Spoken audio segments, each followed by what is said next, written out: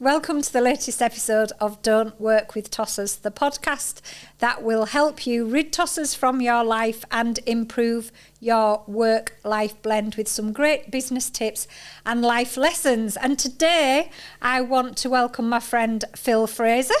I've been very lucky on all these podcast episodes that the people that I've interviewed, I have had the pleasure of getting to know prior to these episodes. Phil is here to talk about not a tosser, but a brilliant jerk. But first, I'm going to let Phil introduce himself. He himself has recently launched a podcast. Phil, welcome. Thanks for having me on. Yes, I have. And tell us a little bit about your podcast. Okay, so my podcast is called the Leeds Business Podcast. And as the name suggests, I'm interviewing business owners from Leeds and the Leeds business area. So we have been chatting together as we've been building the different content and the different podcast titles. And in the beginning, Phil sent me a message to ask me how many times I was refreshing the downloads that I'd had on the podcast. And he sent me a great GIF that still makes me smile when I think about it. You've run your own business, haven't you, Phil? Tell us a little bit about your business background. Okay, so I spent 10, 12 years in advertising, both selling advertising space and working in an ad agency. I ended up at William Hill, the sports book that everybody knows. I launched their first ever online casino. Whilst I was at William Hill, we came across online bingo. I thought online bingo was going to be the next big thing, so went out to the angel investment market with a brilliant business plan and looking for investment. Got zero. But off the back of it, ended up with a website which ended up as the world's biggest online bingo comparison website. The business model was affiliate and advertising, and we grew that from myself and my wife at the kitchen table to selling it 18 years later to a PLC. Yeah, and it's such a great story as well. And in that time, you will have no doubt worked with quite a number of tossers. And some that, it's all right, you don't have to say yes or no, that we need to be aware that we don't want any sort of lawsuits against us. But also you've come across some brilliant jerks that were actually tossers. So tell us more about a brilliant jerk. Okay, so the concept of a brilliant jerk apparently was introduced by the CEO of Netflix.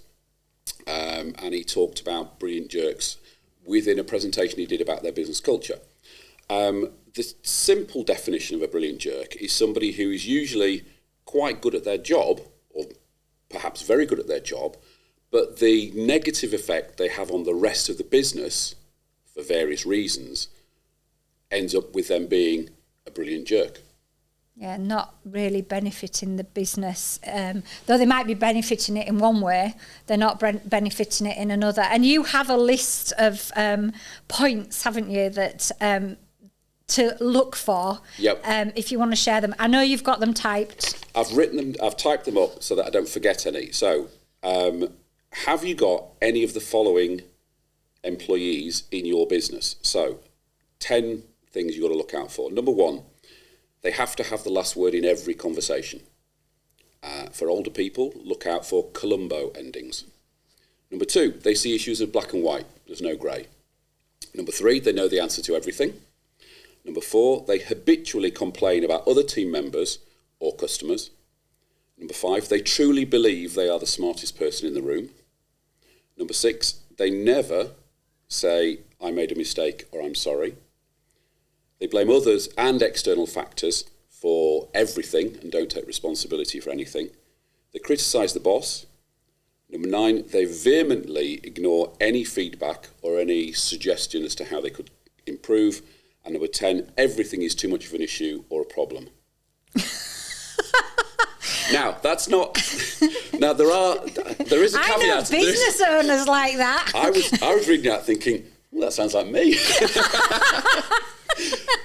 I think there's a caveat that obviously some of those things we all do. Yeah. And we do to differing degrees. And I think it's more a case of if you see multiple of those things happening and on a regular basis, that's when you might start thinking, hang on, have I got a brilliant jerk here? And I think we talked very much about, across the podcast episodes, we've talked about tosser traits. Yeah. Because the title of episode 1 was One Person's Tosser is Another Person's Lover. So again, people might think you're a tosser. I don't, because you won't be sat in that chair. People might think I'm a tosser. I don't think I'm a tosser, but others might perceive me, and that's fine. And I think the traits that you've mentioned there are certainly, some of those are what I would class as tosser traits for me, and the identification of it. And it makes that whole work culture, I mean, when I talk about work-life blend, when you're going to work every day and having to work with somebody like that, it drains the life out of you, doesn't it, as an individual? But as a business owner as well, it becomes very hard for you to even try and negotiate with that person. And I'm sure you probably had those yourself when you've built a business like you did. You had those. I think one of the issues, and this is probably the most important issue if you're an employer and you've got this sort of thing happening within your team, is what the rest of the team think. Because they can all see that guy's being a jerk or that girl's being a jerk, and he's not or she's not doing anything about it. And that's one of the bigger picture negatives that you get from this. And, you know, and I think the concept of the brilliant jerk is one of the issues that I think employers will struggle with, is this guy or girl who's a pain in the arse, everybody hates, everybody comes to me and complains about, pisses everybody off, is knocking out the best sales figures of everybody in the team. So as a business owner, on one hand, you're thinking, wow, they're doing brilliant sales for us, that's amazing. On the other hand, they're pissing everybody else off to the point where you might have potentially really good people leaving because I can't work with them anymore. And you as the employer, they're thinking, well, this girl's got no spine, not really a motivational boss, they don't care about the culture of the company, they don't care about me as an employee. And I think that's the bigger issue. It's not just as simple as somebody not doing what they're told or complaining about the boss or complaining. We've all complained about clients, we've all complained about other team members. You know, we've all sat there when a boss has given us some work and gone, oh God, do I have to do that? Yeah, these are all things we've just listed, but on their own, they're normal stuff.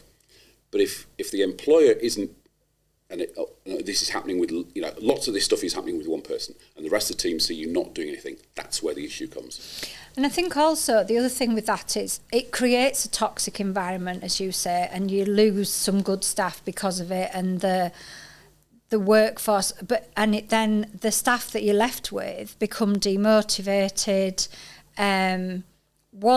People that may be in that team are, you know, they're not even a glass half full or a glass half empty. They're just, it's there, the line is there. It can tip them the other way. So it's that whole downward spiral that it has. Yeah. And then that actually, it leads to a wider thing, which is your reputation of your business, the reputation of you as an employer. And I mean, I live in Scarborough. It's a small town. You don't need, and you might, maybe if you're in a city, you can get away with it a bit more. But when you live in some of the more rural, coastal market towns, you know, you don't need much of a reputation before it starts to spread like wildfire. Yep. And then Chinese whispers get involved and it becomes worse. So the impact that somebody like that can have on your business is huge. And I think also as well, I mean, we've talked about personal branding, we've talked about communication, we've talked about all sorts, discrimination, equality, all of those things. And all of a sudden you've got all these toxic traits running through your business that leads to all sorts of other things happening. Yeah.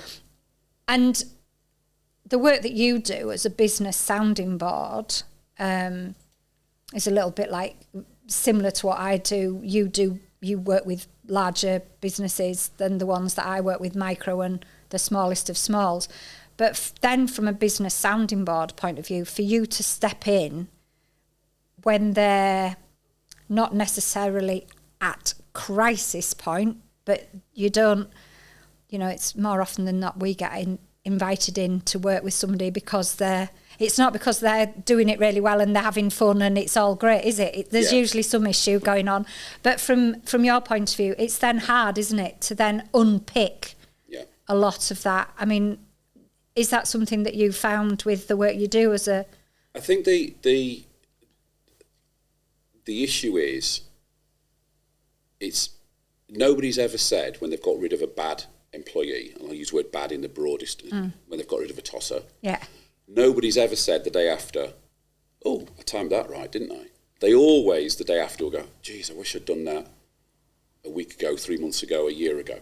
So this is one of those business issues that people have to, it's a real grasping of the nettle.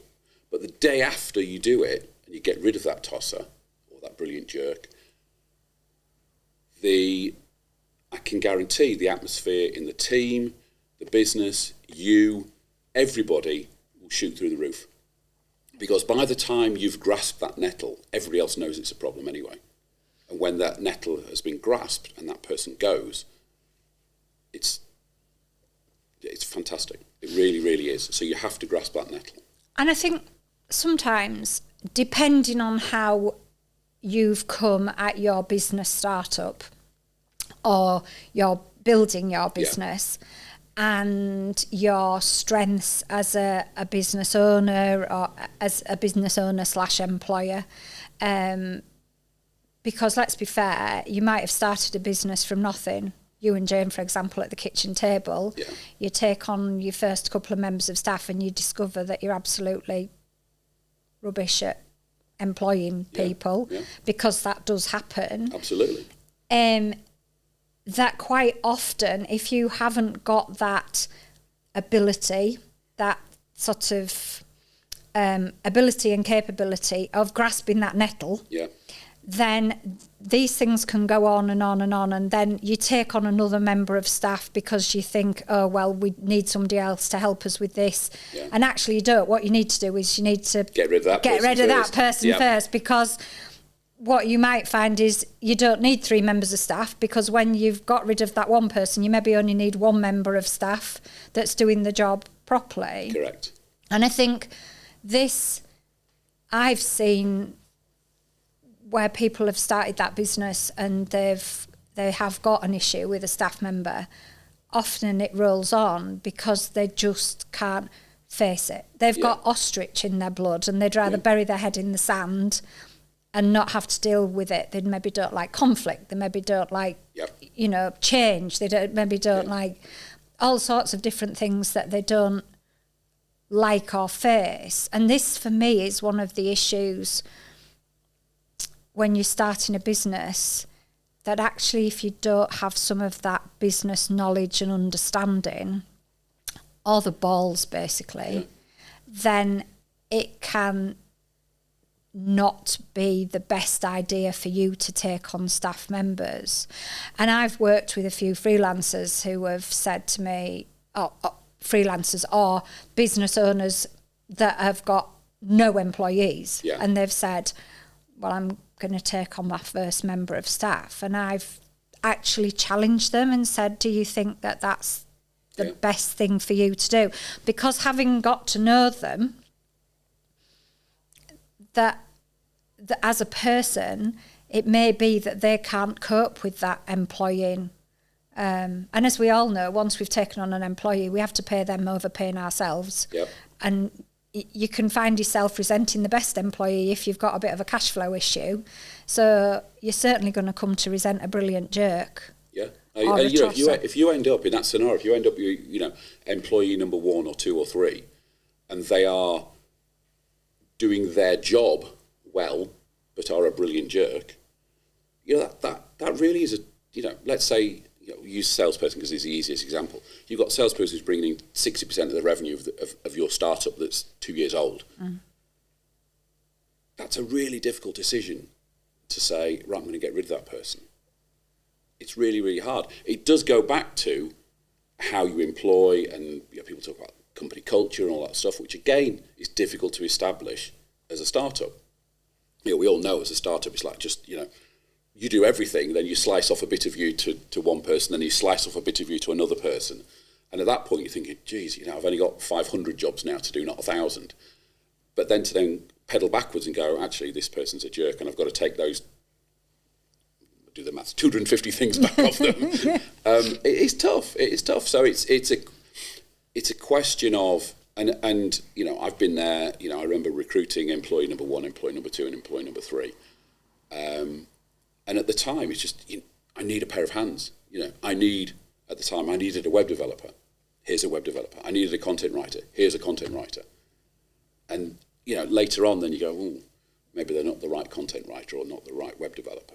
But 6 months down the line, you go, can I really be asked to get rid of them, find somebody else, re-employ somebody else, start again? So it's really difficult. Yeah, and it's interesting because your podcast with Linda Plant, and I know I've already mentioned it on here, and then I've also mentioned it to a number of clients and people I've been talking to and just conversations. Linda talks about taking people on that maybe don't have the right credentials on their CV, but she feels there's a synergy between her and that person. Sure, yeah. And how she's taken them on for that reason. And for me, I find that really interesting because working with business owners as I do now, the Work-Life Blend program I've written, the first element of that program is called It's All About You. And it's actually drilling down into you as an individual, like me or you, and what you like, what you don't like, what makes you tick, what grinds your gears, what you'll jump to do, what you procrastinate over, all those things. And then the second element is, what does work-life blend look like to you? So how do you want it to look? And how what's the things you want in your life to improve? Now, when you get a member of staff that is impacting your daily running of your business, that has a massive impact on your work-life blend. Absolutely. And actually, if they're triggering some of the things in your It's All About You bit that are real triggers, and they're having you, it just has a downward spiral. And this for me is what's so important for you to really appreciate. And this is why I feel that Linda's statement in the Leeds Business podcast is so important. And I do think as business owners, we often overlook that because we get a CV in front of us. It's like you say, you needed a web developer. Oh, Ace web developer. We take on Ace web developer, but actually we haven't looked at Ace web developers' personality. Absolutely. And it gets to the point where, and I had a client and we were exactly this discussion, and he was saying, it got to the point where he really disliked this person, which is, it's not good just generally, but work-life blend. Why would I want to run a business where I don't like one of my employees? That's just insane. And yes, I appreciate, you need somebody who can design a website or write content or sell or whatever it might be. But I'm a great believer of if you find the right person, get them on the bus, then find them a seat. Yeah. Because if they are the right person, and both of my kids have recently got into employment the last 2 or 3 years, and I constantly tell them that things like motivation and attitude and all those types of things are what employers look for. Because I can teach a skill, or I can find somebody to teach a skill. I can't teach motivation. I can't teach attitude. I can't teach the things that make people like and want and value their employees rather than just what's on your CV. But I totally appreciate that it's really hard to do that, particularly in the early days. When you've got a bigger business and everything's running and the plates are spinning and you're adding a bit here and a bit there and a bit there, it's probably a lot easier to recruit culturally rather than skill-based. But the earlier you can get to that point where you're recruiting culturally rather than skill-based, the better. And I think one of the things we can all do as employers is just listen to our tosser radars. Because we all know, you sit down with somebody and, am I allowed to say tosser radar? You are. You're allowed to say anything tossery, okay. Tossery related. Listen to your tosstar. Because, we're all the same. You sit down with somebody and within 2 minutes you go, I really like this person. She's really nice. Or you sit down with somebody and go, not sure about him. He looked good on his CV, or she looked good on her CV. Sit down with them and go, there's something, my spidey senses are tingling, but her CV looks good. And too many times we go, their CV looks good. And I've got, my web developer's leaving on Friday. I need somebody in that desk on Monday.